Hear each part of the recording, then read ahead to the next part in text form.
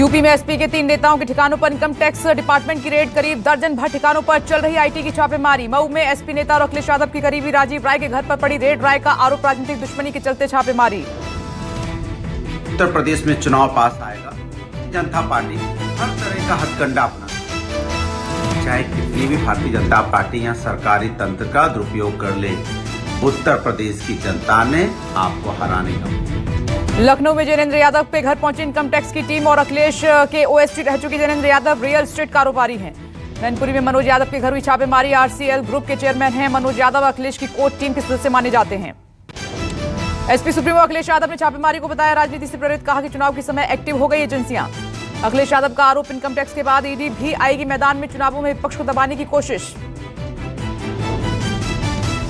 आया है, ईडी आएगा, सीबीआई आएगी, न जाने कौन कौन सी संस्थाएं आएंगी, अफवाहें फैलाई जाएंगी, साजिश की जाएंगे, षड्यंत्र की जाएंगे, लेकिन उसके बावजूद भी साइकिल की रफ्तार कम नहीं होगी, रथ की रफ्तार कम नहीं होगी और उत्तर प्रदेश से भारतीय जनता पार्टी का सफाया होना निश्चित है।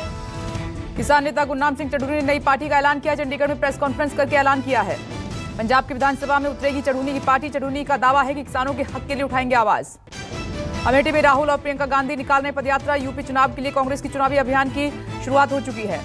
जगदीशपुर से हरिमऊ तक जाएगी राहुल और प्रियंका की पदयात्रा। बीजेपी हटाओ महंगाई भगाओ रैली को नाम दिया गया है। प्रतिज्ञा यात्रा में 10,000 से ज्यादा लोगों के शामिल होने की तैयारी है। यूपी कांग्रेस ने रैली को जबरदस्त तैयारियां की इसको लेकर। 2019 में अमेठी से हारने के बाद राहुल गांधी का दूसरा दौरा है। राहुल प्रियंका यूपी में पार्टी में जान फूंकने में लगे हुए हैं। थोड़ी देर बाद प्रधानमंत्री नरेंद्र मोदी देंगे गंगा एक्सप्रेसवे की बड़ी सौगात। शाहजहांपुर में परियोजना का शिलान्यास होगा। शाहजहांपुर में जनसभा को भी संबोधित करेंगे। बीजेपी के लिए चुनावी माहौल बनाने की कोशिश की जा रही है। गंगा एक्सप्रेसवे देश का सबसे लंबा 594 किलोमीटर का एक्सप्रेसवे होगा, जो वेस्ट यूपी को ईस्ट यूपी से जोड़ेगा। मेरठ के बिजौली गांव से शुरू होकर प्रयागराज के जुड़ापुर गांव तक जाएगा। यूपी के 12 जिले से जुड़ेंगे। 36,200 करोड़ की लागत से गंगा एक्सप्रेसवे का निर्माण होगा। लड़ाकू विमानों के लिए 3.5 किलोमीटर लंबी हवाई पट्टी तैयार होगी। गंगा एक्सप्रेसवे की शिलान्यास पर अखिलेश यादव का तंज। कहा कि मायावती के प्रोजेक्ट को आगे बढ़ाया जा रहा है। एसपी चीफ अखिलेश यादव के रायबरेली दौरे का दूसरा दिन है और आज 3 जनसभाओं को संबोधित भी करेंगे। रायबरेली में विजय संकल्प यात्रा कर रहे हैं अखिलेश यादव। जिलों की सभी विधानसभाओं में अखिलेश यादव घूम रहे हैं। उत्तराखंड में चुनाव को लेकर बीजेपी विजय संकल्प यात्रा निकालेगी। आज 4,500 किलोमीटर की इस यात्रा का आगाज होगा। हरिद्वार में जेपी नड्डा गढ़वाल मंडल के लिए यात्रा को रवाना करेंगे और यात्रा के दौरान मोदी सरकार की योजनाओं को गिनाया जाएगा। 19 दिसंबर को बागेश्वर में केंद्रीय मंत्री अनुराग ठाकुर यात्रा को हरी झंडी दिखाएंगे। फरवरी में होगा उत्तराखंड में इलेक्शन। अयोध्या में आज से देश के 150 शहरों के महापौर पहुंचेंगे और रामलला हनुमानगढ़ी में दर्शन करेंगे। अयोध्या में सभी मेयर सरयू तट पर भी करेंगे पूजा पाठ और करीब 4 घंटे तक रुकेंगे। आज से 2 दिन के महाराष्ट्र दौरे पर गृह मंत्री अमित शाह आज करेंगे शिरडी साईं बाबा के दर्शन। आज पुणे भी जाएंगे अमित शाह। सीएफएसएल की इमारत का करेंगे लोकार्पण। एनडीआरएफ के कर्मियों के साथ करेंगे लंच। राष्ट्रीय सहकारी प्रबंधन संस्थान के दीक्षांत समारोह में होंगे शामिल। पुणे नगर निगम में छत्रपति शिवाजी की प्रतिमा का करेंगे शिलान्यास। मुंबई के स्कूल में कोरोना विस्फोट हुआ है। घनसौली के स्कूल में 8वीं से 11वीं कक्षा के 16 छात्र संक्रमित मिले हैं। स्कूल में कोरोना विस्फोट से प्रशासन में हड़कंप मचा हुआ है। स्कूल के करीब 600 विद्यार्थियों का किया जा रहा है कोविड टेस्ट। बीएमसी के मुताबिक स्कूल में पढ़ने वाले एक छात्र के पिता कुछ दिन पहले कतर से भारत लौटे हैं। जांच में पिता की रिपोर्ट नेगेटिव आई है, पर बच्चा पॉजिटिव निकला है। कोरोना जांच में स्कूल के 16 बच्चे संक्रमित मिले हैं। एहतियातन स्कूल में मास टेस्टिंग की जा रही है। यूपी में हुई ओमिक्रॉन की एंट्री। बुजुर्ग दंपति ओमिक्रॉन संक्रमित मिले हैं। 3 दिसंबर को मुंबई से जयपुर होते हुए दंपति कार से गाजियाबाद लौटा था। खांसी की शिकायत के बाद कराई गई जांच। जीनोम सीक्वेंसिंग में ओमिक्रॉन की पुष्टि हुई है। उनके संपर्क में आए 3 दर्जन से ज्यादा लोगों की जांच लगातार की जा रही है।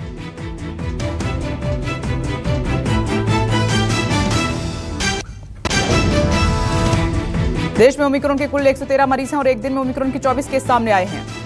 12 राज्यों में फैला ओमिक्रॉन। दिल्ली में 12, महाराष्ट्र में 8 और केरल में और यूपी में 2-2 मरीज मिले हैं। महाराष्ट्र में ओमिक्रॉन के सबसे ज्यादा 40 केस मिले हैं। दिल्ली में कुल 22 ओमिक्रॉन संक्रमित मिले हैं।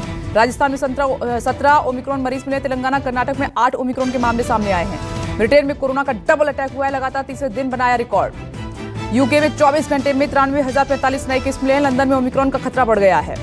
ब्रिटिश प्रधानमंत्री बोरिस जॉनसन की चेतावनी। ओमिक्रॉन बहुत बड़ा खतरा है, बूस्टर डोज लगवाने की अपील की है। 77 देशों में फैला ओमिक्रॉन तेज रफ्तार के साथ लोगों में लगातार फैल रहा है। विशेषज्ञों की इधर चेतावनी है कि ओमिक्रॉन की चेन को तोड़ने के लिए पूर्ण लॉकडाउन लगाया जाए, यही उपाय है। देश में कोरोना मामलों में लगातार उतार चढ़ाव जारी है। एक दिन में 7,145 नए केस दर्ज किए गए हैं। 24 घंटे में करीब 8,706 लोग कोरोना से ठीक भी हुए हैं और वहीं 279 लोगों की मौत भी हुई है। देश में एक्टिव केस लगातार कम हो रहे हैं। 84,565 पर पहुंचा है आंकड़ा। कोरोना को हराने के लिए वैक्सीनेशन लगातार जारी है और एक दिन में 62 लाख से ज्यादा टीके लगे हैं। शीतलहर की चपेट में दिल्ली। बर्फीली हवाओं ने दिल्ली एनसीआर में ठंड काफी बढ़ा दी है।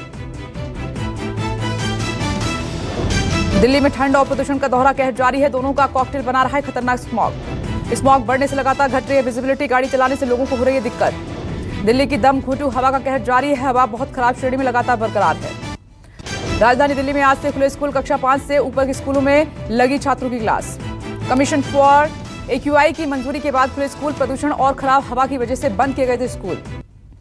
उत्तर भारत में सर्दी का सितम शुरू हो चुका है। शीतलहर ने गिराया पारा। लोगों को अलाव का सहारा लेना पड़ रहा है। श्रीनगर में पड़ रही जबरदस्त ठंड। बीती रात -6 डिग्री पर पहुंचा पारा। राजस्थान में सर्दी ने तोड़े सारे रिकॉर्ड। फतेहपुर शेखावाटी में पारा -3.8 डिग्री पर पहुंचा।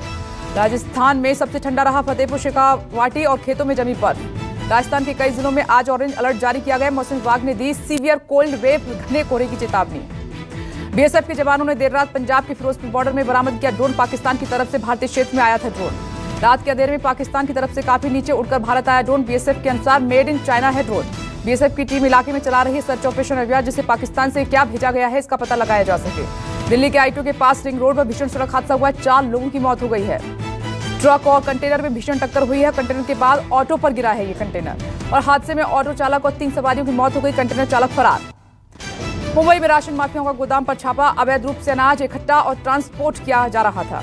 जानकारी मिलते ही मौके पर पहुंची पुलिस। गोदाम में ट्रकों में रखी अनाज की बोरियां बरामद कर ली गई हैं। पुलिस ने गोदाम से 20 लोगों को हिरासत में लिया है। 24 लाख से ज्यादा का अनाज जब्त किया गया। मामले की जांच लगातार जारी है। मुरादाबाद में अनजान युवक ने ब्लेड से एक छात्रा पर हमला कर दिया। छात्रा कॉलेज से घर वापस जा रही थी।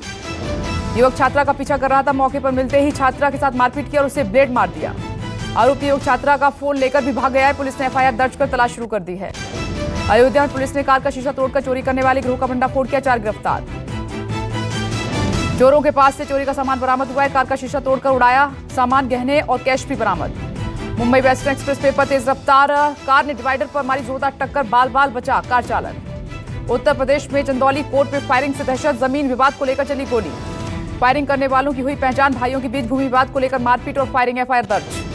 हैदराबाद में संयुक्त स्नातक परेड का हुआ आयोजन। वायुसेना की विभिन्न शाखाओं के फ्लाइट कैडेट हुए शामिल। भारतीय वायुसेना के प्रमुख air chief marshal VR Chaudhary ने परेड की समीक्षा की।